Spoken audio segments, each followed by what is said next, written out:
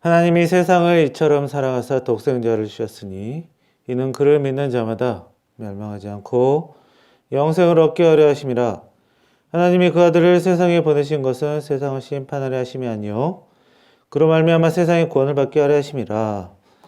살아계신 하나님, 오늘 예배할 때 주님의 은혜와 사랑으로 예배할 수 있게 도와주시고 저희를 구원하게 하신 그 은혜에 감사하며 주님의 말씀을 통해 더욱더 주님께 다가가는 귀한 시간이 되게 인도하여 주시옵소서.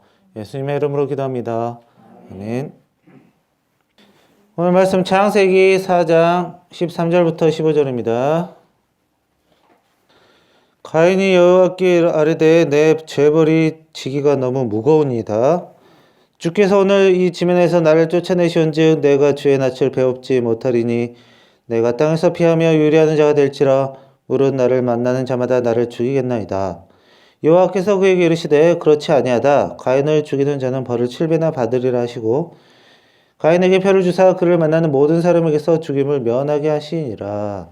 아멘. 기도하겠습니다.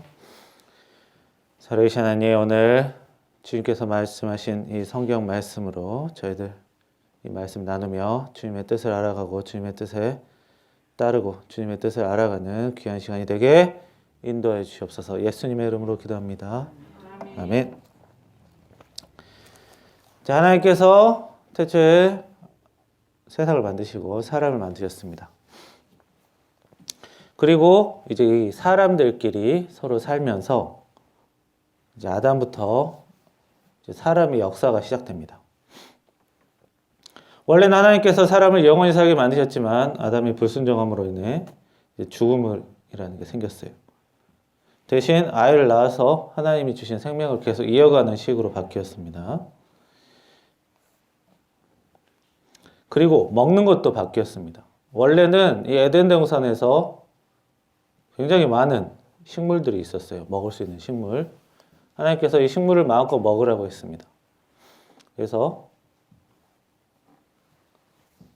음식을 따먹는 이런 생활에서 이제는 창세기 3장 23절에서 땅을 열심히 갈게 하셨습니다. 농사를 짓게 하셨죠. 농사로 바뀌었어요. 채집에서 먹고 살다가 이제는 농사하면서 먹고 살게 되었습니다. 그래서 노아의 심판 전까지는 사람은 나무 열매와 농사, 곡식으로 생계를 유지했습니다. 그러나 노아의 홍수 이후로 하나님께서 창세기 9장에 보면 모든 산 동물은 너희의 먹을 것이 될지라 채소같이 내가 이것을 다 너희에게 주겠다라고 하셨습니다. 그러니까 노아의 홍수 시대부터는 동물까지 먹게 허락해 주셨습니다.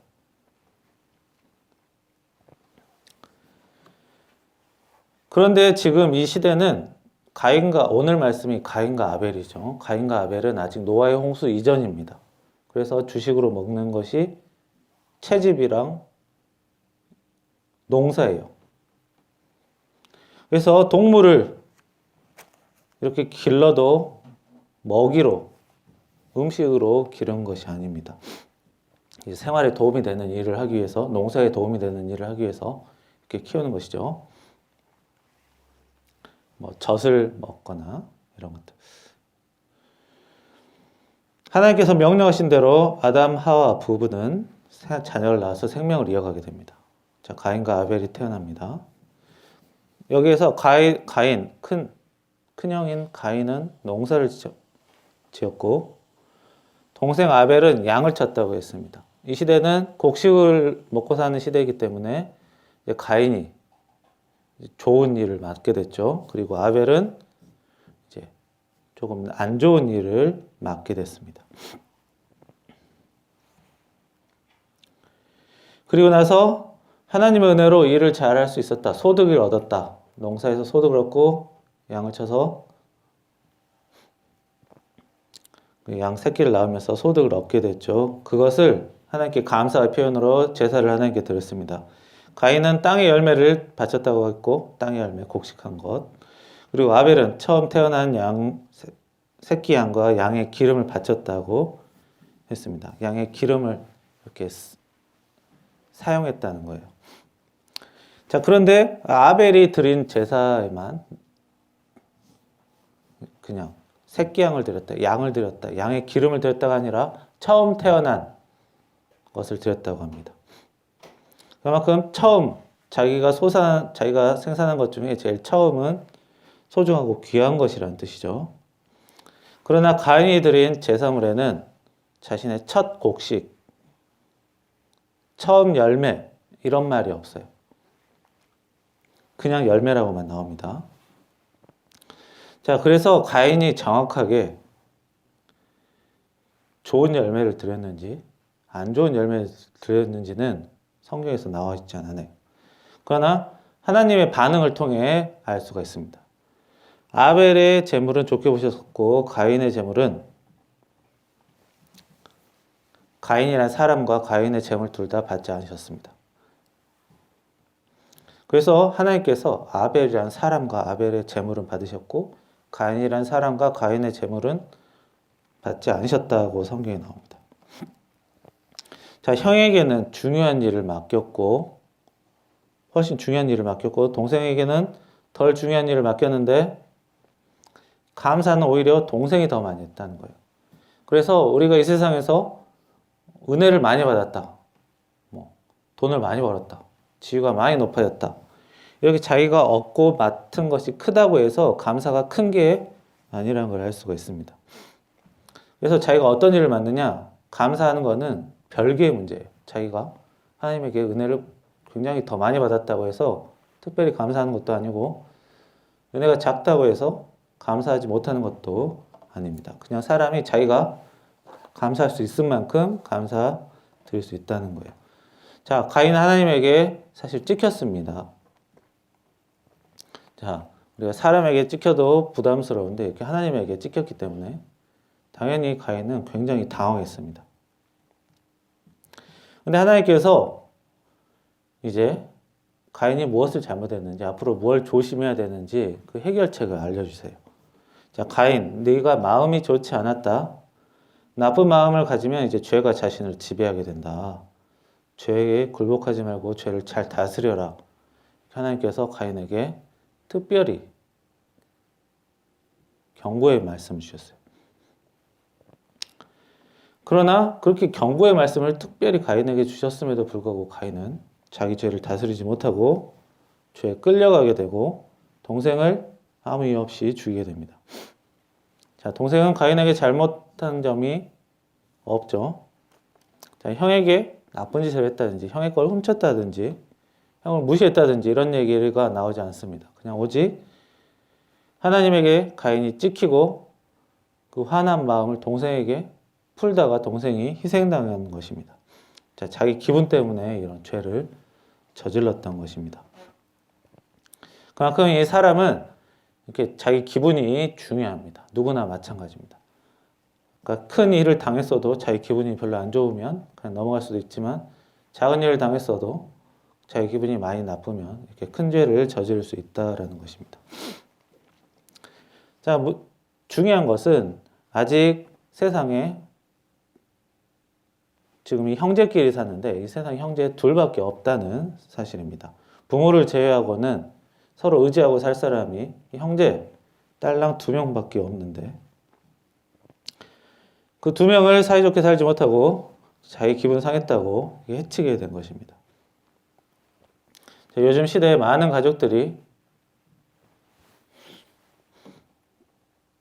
최근에 결혼율이 약 50% 정도라고 합니다. 그리고 평균적으로 낳는 아이는 아직도 약 2명 정도예요. 그래서 갈수록 가정이 혼자 살든지 아니면 3명 살든지 4명 살든지 아니면 아이 없이 2명 살든지 이렇게 1명에서 4명 사이로 대부분의 가정이 구성되어 있습니다. 그래서 평균적으로 한 2명이 산다고 보면 돼요. 자, 이렇게 2명이 가인과 아벨 2명이 딸랑 사는데 이거를 사이좋게 살지 못했다는 것입니다. 이것은 요즘 시대에도 그냥 다 통하는 얘기입니다. 많이 살아봤자 4명이죠.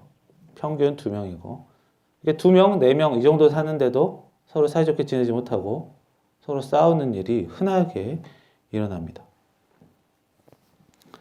자, 그 작은 가족이 임에도 불구하고 자기 기분 거슬린다고 상처 주면서 사는 것을 아직도 흔하게 볼 수 있고, 그만큼 사람의 관계가 어렵다는 것을 우리 성경을 통해, 우리의 삶을 통해 알 수가 있습니다.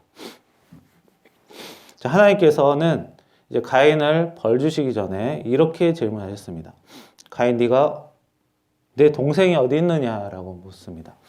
자, 하나님께서 동생이 어디 있는지 모르셔서 물은 게 아니죠. 예전에 선악과 잘못을 했을 때도 하나님께서 아담 이리 나와 부터 시작한 게 아니라 아담 네 어디 있느냐라고 물어보십니다. 자, 하나님께서 어디 있는지 몰라서 물어보는 게 아니라 스스로 자백을 하게 유도를 하시는 거예요. 시작부터 벌을 주시는 게 아니라 스스로 회개할 수 있는 기회를 먼저 주세요. 그래서 스스로 자기 죄를 자복하고 자기 죄를 회개할 수 있는 기회를 주시기 위해 이렇게 말을 돌려서 하십니다.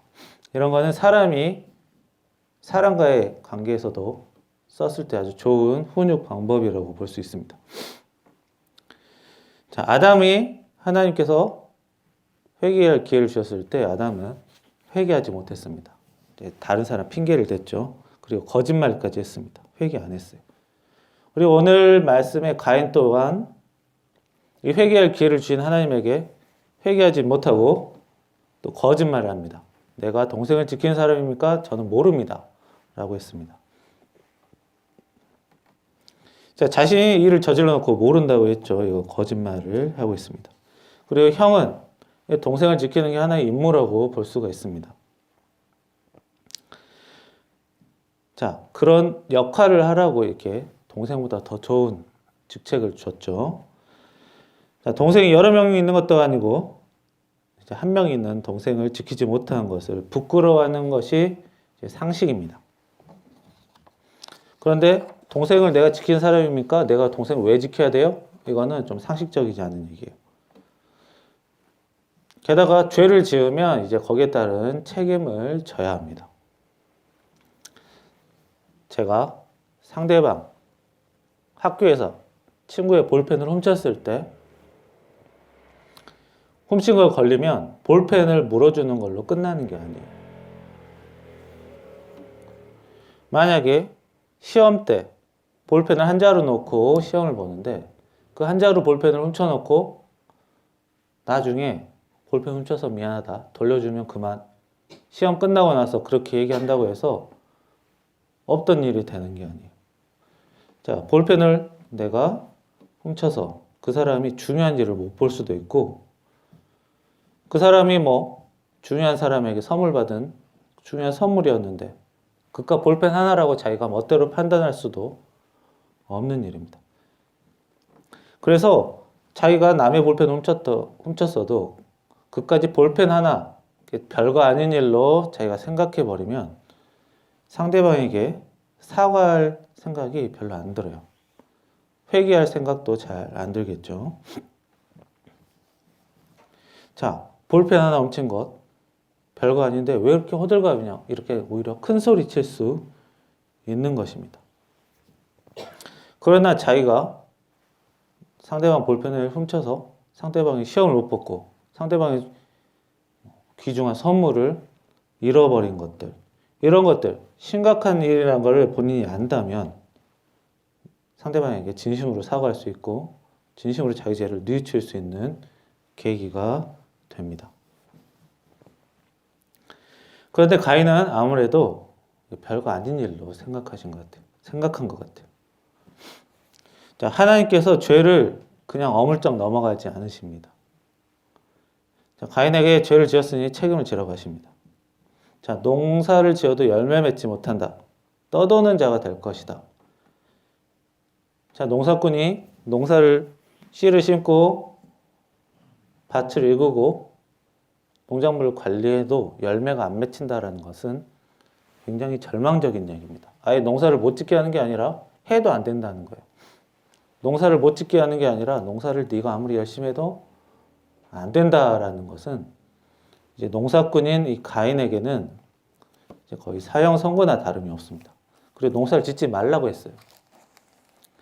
이 시대에는 농사가 가장 중요한 역할인데 그걸 박탈당한 겁니다. 게다가 이제 떠도는 자가 된다고 했어요.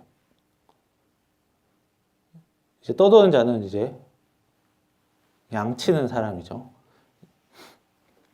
그러니까 중요한 일에서 쫓겨나고 이제 하찮은 일을 맡게 된 것입니다.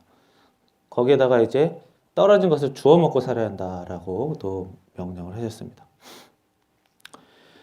자, 그런데 가인이 여기서 어떻게 대답하냐면, 하나님, 농사꾼에게 농사를 못 지게 하면 저는 어떡합니까? 게다가 저는 살인자라서 주변 사람이 나를 죽일 수도 있습니다. 이렇게 얘기합니다. 그러니까 아직도 사과를 안 합니다. 미안하다는 얘기도 안 하죠. 그냥 두려움에, 하나님이 주신 벌에 그냥 벌벌 떨고만 있습니다. 자, 보통 지나가는 사람이 우리가 길을 걸어갈 때 저 사람이 나를 갑자기 해칠 수도 있겠다라는 생각은 평범한 사람이라면 잘 안 하는 생각입니다. 그런데 이 사람은 자기 기분 나쁘다고 다른 사람 죽였기 때문에 자기도 그런 일을 당할 수 있다고 생각할 수 있는 거예요.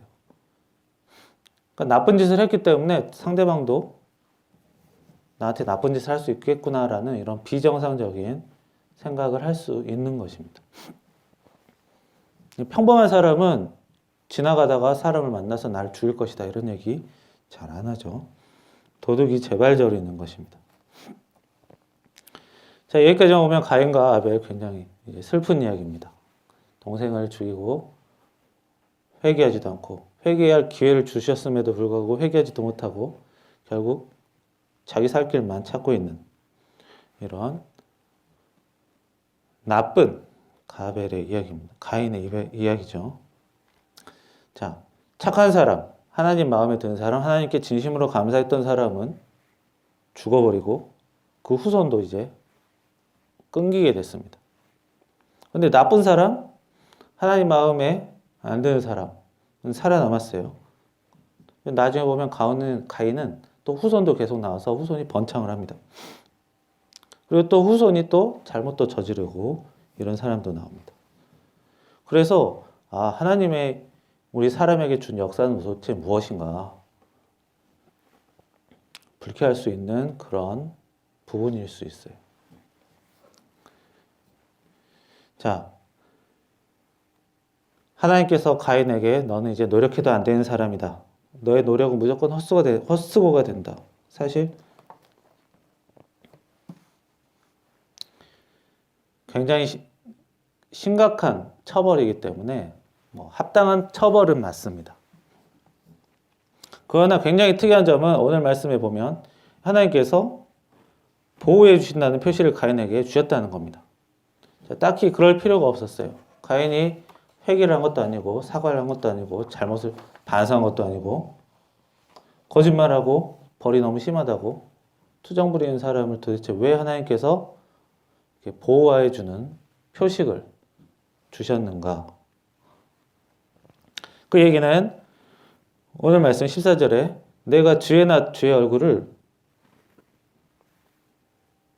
뵙지 못하리니 내가 땅에서 피하며 유리하는 자가 떠도는 사람이 될 것 같습니다. 라는 것입니다. 그래서 물은 나를 만나는 자마다 나를 죽이겠나이다 라고 이 고백하고 있습니다. 하나님의 얼굴을 보지 못하며 하나님의 은혜가 없다면 더 이상 나는 못 산다라는 자기 고백이 있는 것이죠. 사실 원래 제대로 회개를 하려면 하나님 제가 잘못했습니다. 제가 처벌을 받겠습니다. 기꺼이 받겠습니다. 이렇게 해야 되는데 이 가인은 고작 하는 것이 하나님의 우리 사람 다리 붙들어 매듯이 하나님을 이렇게 붙들어 매고 있는 거예요. 사과할 생각도 못하고 반성할 생각도 못하고 그저 하나님만 이렇게 매달리는 고작 그 정도 한 겁니다. 그런데 그 정도로 하나님께서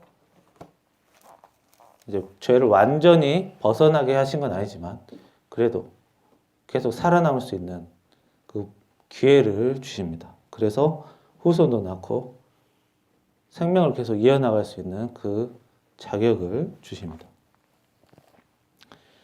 자, 사실 회개도 굉장히 성의 없는 회개를 했지만 그걸 하나님께서 받아주셨습니다. 이것이 하나님의 은혜라고 볼 수 있습니다. 하나님의 사랑이 그래서 큰 것입니다. 자, 가인뿐만 아니라 많은 사람이 살면서 크고 작은 실수와 잘못을 하고 삽니다. 자, 그럼에도 불구하고 하나님이 없으면 나는 살 수 없습니다. 하나님의 은혜가 필요합니다. 라는 기도에 응답해 주시고 은혜를 주시기 때문에 우리 같은 사람들 또한 하나님의 은혜를 받을 수가 있는 것입니다. 자, 동물들이 주워 먹는 열매, 고작 그 정도 먹으라고 가인에게 허락해 주셨어요.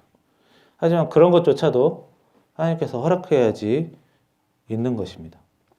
그만큼 죄인이라도 먹을 것을 주신다라는 것, 그리고 보호해 주신다라는 것, 그게 하나님의 은혜예요. 자, 가인이 죽지 않고 살면서 이제 완전히 망하지 않고 다시 또 가정도 꾸리고 자녀도 낳고 후손들에게 다시 한번 기회가 생겼어요. 하나님을 섬기고 은혜 받을 수 있는 기회가 생겼어요. 가인은 실패했어요. 실패했죠. 그러나 생명을 이어가게 하셔서 그 후손들은 하나님을 섬기면 하나님께 감사하면 다시 살아날 수 있게 해주셨어요.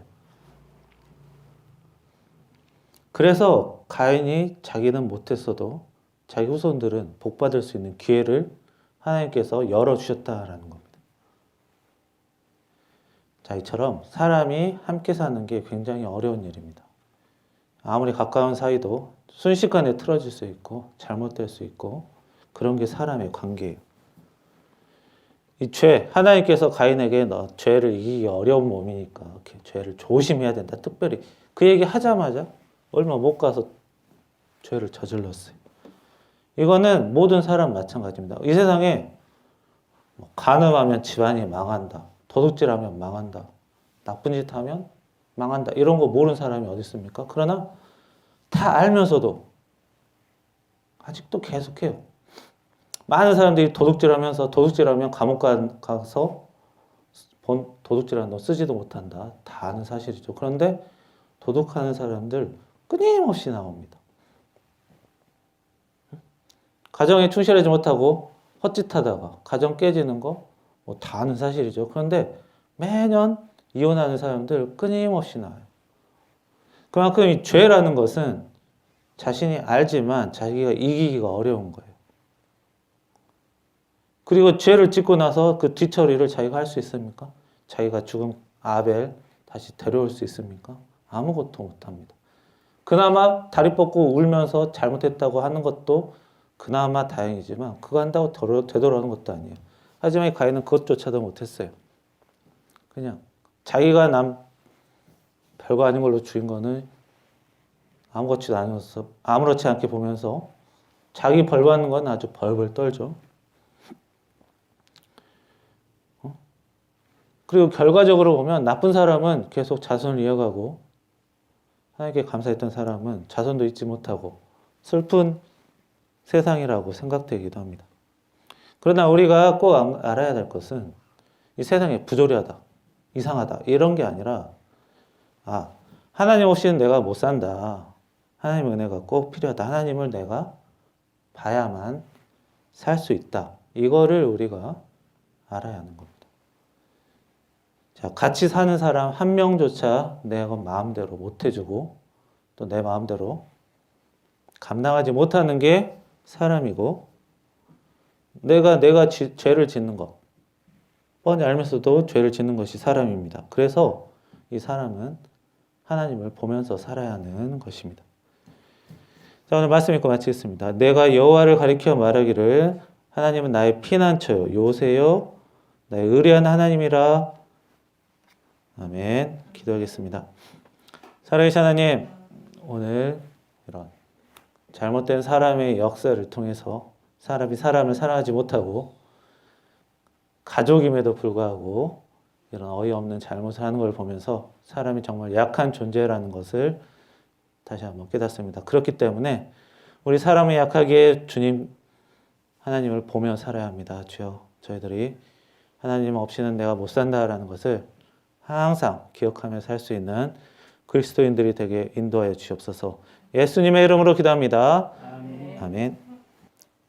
304장 찬송하겠습니다.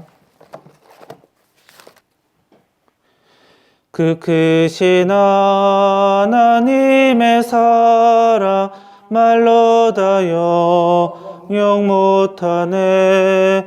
저 높고 높은 별을 넘어 이 낮고 낮은 땅 위에 죄범한 영혼 구하려 그 아들 보내사 화목제로 삼으시고 죄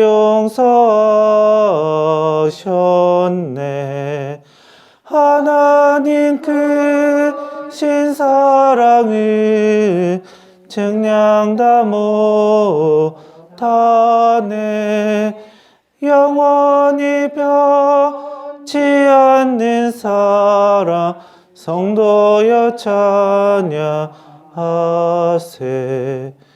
괴로운 시절 지나가고 땅 위에 영화세할 때 주 믿지 않던 영혼들은 큰 소리 외쳐 울어도 주 믿는 성도들에게 큰 사랑 베푸사 우리의 제사했으니 그네 잊을까.